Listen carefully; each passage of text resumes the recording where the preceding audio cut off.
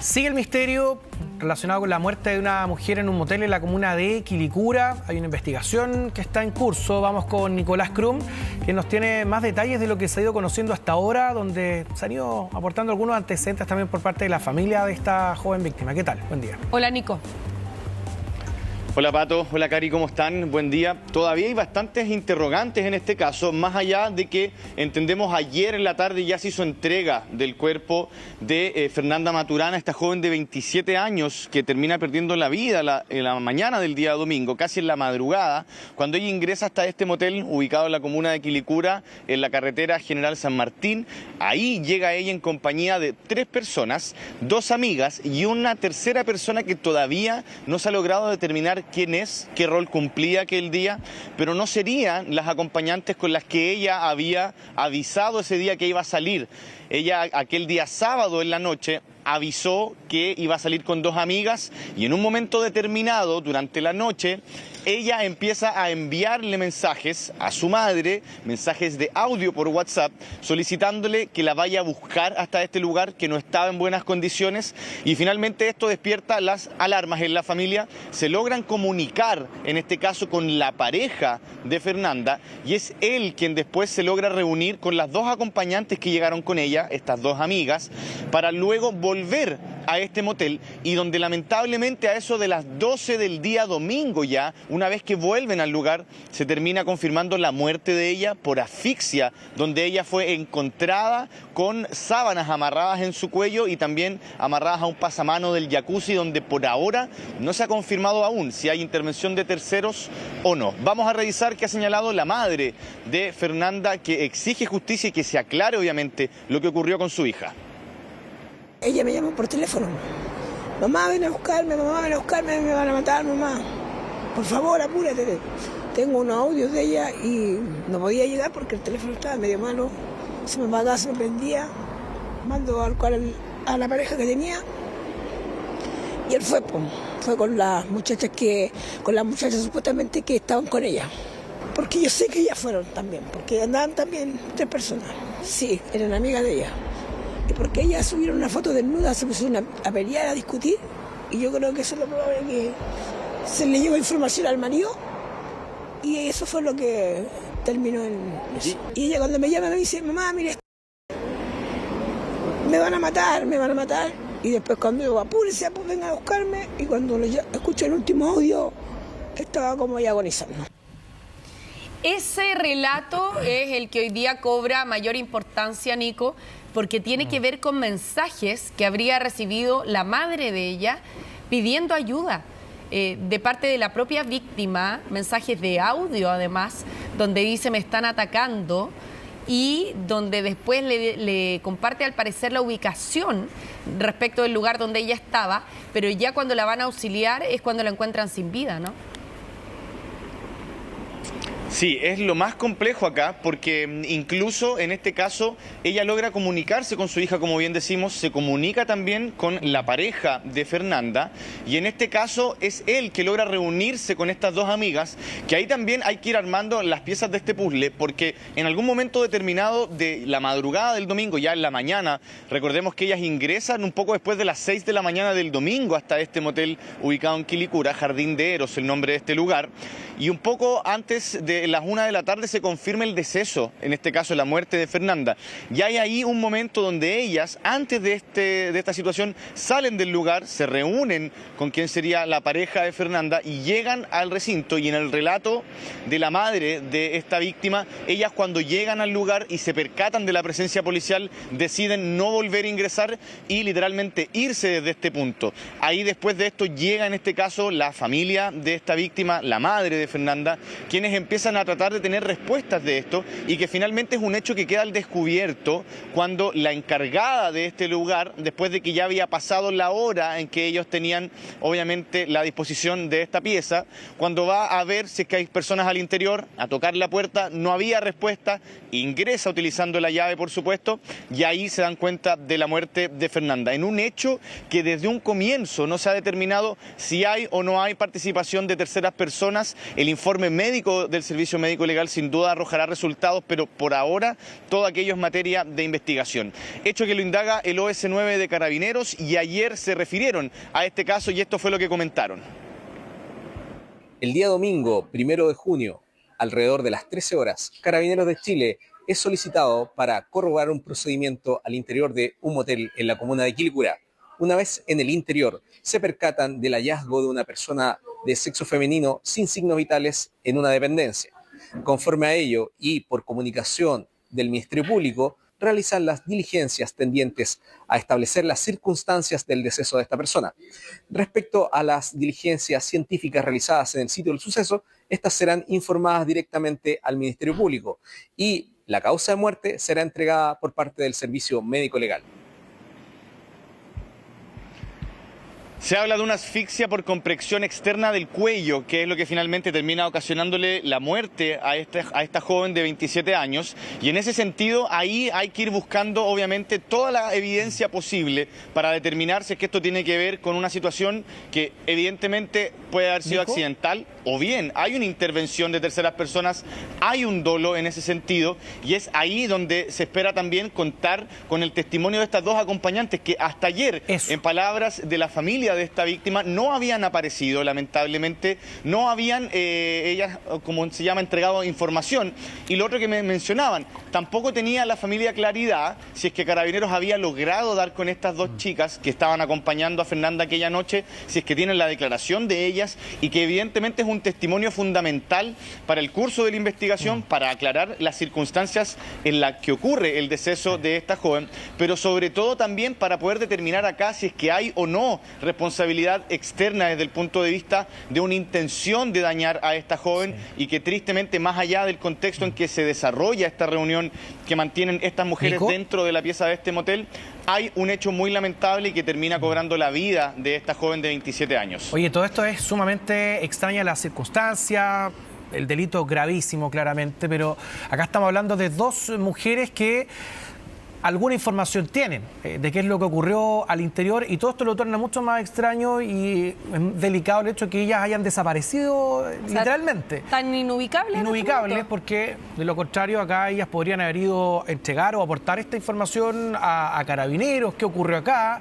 o se ponen a disposición de la investigación, pero ya esa misma actitud de alguna manera te puede ir delatando de que tú algo cometiste o algún grado de participación tienes en estos hechos. Entonces eso es lo extraño, además, que acá estas dos mujeres estén inubicables. Sí, complejo, porque ayer incluso la familia nos comentaba que ellos lograron establecer comunicación vía telefónica con estas mujeres y que en algún sentido incluso se sintieron amenazados por parte de ellas dos, porque claramente la familia de Fernanda hace un buen rato ya está dando declaraciones en la prensa comentando esto mismo que estamos hablando nosotros, y en ese sentido estas mujeres incluso han establecido comunicación con la madre de Fernanda, con Fabiola, y que nos señaló que incluso en un momento había un tono amenazante por parte de ellas para que ella no siguiera hablando de este tema, pero obviamente uno entiende en este caso, se pone en los zapatos de esta madre, desesperada por tener alguna respuesta, y donde aquellas personas que quizás más información manejan de este caso no han estado presentes, se fueron del lugar de los hechos, y donde tampoco han tenido ellos claridad si es que le han entregado información a Carabineros. Creemos, por supuesto, que parte de las líneas investigativas van a tender a ir a buscar ese testimonio, si es que está, obviamente, idealmente tener claridad de aquello, pero es una situación que tiene todavía muchas dudas, y que respecto de lo que tú planteabas, Pato, posiblemente estas mujeres tienen algún grado de participación o bien manejan alguna información muy relevante y que lamentablemente no han sabido o no han querido comunicar en este caso a los equipos investigativos. Claro, y además ellas cuando hacen un relato, al parecer, de lo que ocurrió, ellas deslizan la posibilidad de que pueda ser un atentado contra la vida de ella, de que pudiera ella haber tomado la decisión.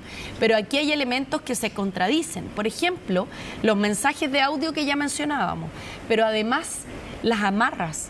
O sea, las amarras es imposible hacérselas solo. Por lo tanto, hay elementos que cuestionan esa sugerencia que hacen las mujeres antes de desaparecer respecto de que esto pudiera haber sido una decisión personal que hubiera tomado la afectada, la víctima, ¿no?, de esta muerte. Y en ese mismo escenario también me imagino que las propias mujeres que salen hubieran entregado esta información. Claro. Sí, sobre todo si es que es algo accidental, como ustedes lo plantean, entendemos que lo primero que ellas debiesen haber hecho fue haber dado cuenta de esto, obviamente para también demostrar algún grado de inocencia, considerando si es que obviamente se toma en este caso como una de las teorías el que haya sido esto accidental. Pero por otra parte hay elementos que pueden sugerir que esto tenga intervención de terceras personas, más allá de que se da en un contexto donde hay varios partícipes de una actividad dentro de una pieza, pero en ese sentido las amarras que ella tenía, la forma en que es encontrada también, y lo otro que acá hay que ir viendo si es que más allá de esta asfixia por comprensión externa del cuello, es decir, claramente hubo algún elemento o algo utilizado para generar esta asfixia, pero también hay que ir determinando si es que los restos de esta mujer tenían, por ejemplo, algunos rasgos atribuibles a golpes o lesiones que obviamente esperamos se puedan también detallar en este informe y que entendemos prontamente también podría dar un poco más de informaciones y un poco más de certezas respecto de este caso, del cual vamos a estar obviamente muy atentos y donde esperemos también pueda tener justicia la familia de esta joven. Así es, Nico, vamos a estar muy atentos. Quiero comentarte una situación aparte. ¿Es efectivo que te hicieron un control de identidad cuando estabas por salir al aire? ¿Con tu equipo? ¿Con tu equipo? Hace poquito. Sí, mi carnet lo tiene César Carmona todavía porque justo cuando estaban sacando los datos tuvimos que salir al aire, entonces le pasé el carnet acá a nuestro camarógrafo, pero es algo habitual, estamos acá en el Paseo Bulnes, donde aquí está mi carnet. Donde es habitual, porque acá hay una oficina institucional de Carabineros y muchas veces cuando hay medios presentes también se nos acercan para saber qué tipo de reporteo estamos haciendo, qué cobertura estamos dando, así que fuimos controlados como una persona más también que transita por la ciudad. Ya, ¿y te controlaron a ti y al camarógrafo? ¿También César? No, solo a mí, no sé por qué a César no. Mira, es que a mí me llama poderosamente la atención. Yo entiendo que la igualdad ante la ley es lo que corresponde y que te puedan hacer un control de identidad en cualquier parte donde tú estés dentro del territorio nacional. Todos estamos sometidos, claro. Pero si tú vas a hacer un despacho, también existe el criterio. Sí. Y si tú vas a hacer un despacho, estás con micrófono, tú Una cubres cámara. habitualmente policial, por lo tanto no eres un periodista desconocido para Carabineros, hacerte un control de identidad a ti en particular o a cualquier periodista policial que esté listo para salir al aire a esta hora de la mañana, creo yo que es un desperdicio de recursos, considerando además que Carabineros no tiene la mayor dotación en este minuto respecto de poder cubrir toda la superficie, sobre todo acá en la región metropolitana, con la cantidad de delitos que se produce. Por lo tanto, creo que de verdad es una situación que no tiene ningún destino. Evidentemente, tú eres un periodista conocido, que sale al aire, que está con micrófono, que tienes una identificación. Más encima estaba por salir al aire. Ahora, Entonces, esto me era llama más bien, poderosamente Nico, la atención. ¿Era más bien un control dirigido porque tú estabas fuera de una repartición o estaban haciendo controles de identidad allí o no le realizaron control de identidad a nadie más?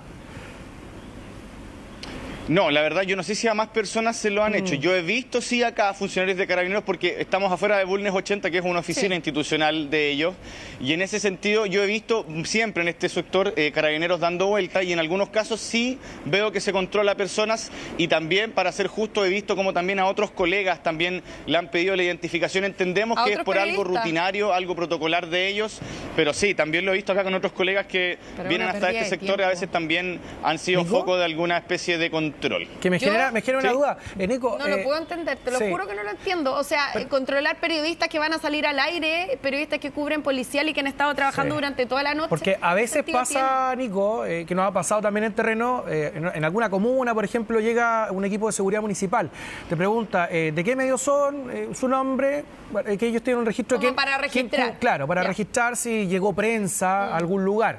Pero acá fue como tal un control. ¿O te preguntan sobre qué vamos a hablar?